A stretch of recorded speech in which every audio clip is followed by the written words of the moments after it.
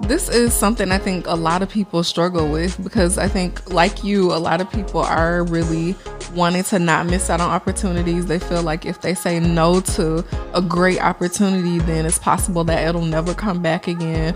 They may be afraid of hurting people's feelings, and also people just don't like to feel guilty like they're letting people down, like you said. So there's a lot of reasons why we just perpetually say yes and yes and yes. But the downside of doing that is that when we always say yes, that takes up some of our precious time, a lot of our precious time, and we find ourselves feeling overwhelmed, feeling tapped out. We're pouring from an empty cup, and then we find ourselves feeling overwhelmed and frustrated or even irritated with our own life.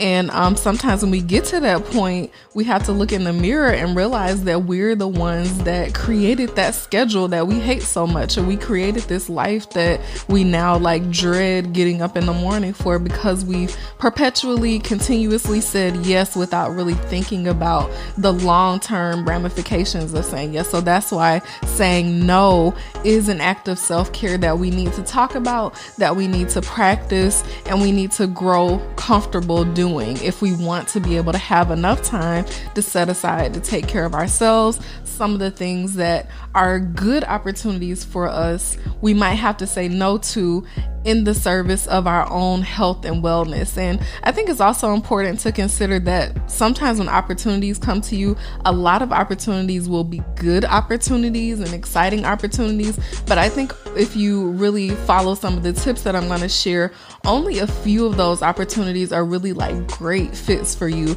And I was reading a book recently that said you want to say no to the good things so you can say yes to the great things. And so that's, I think, a mindset that you can keep with you when you're practicing this act of self-care to really help you to say no when it's hard, because I know it's not easy.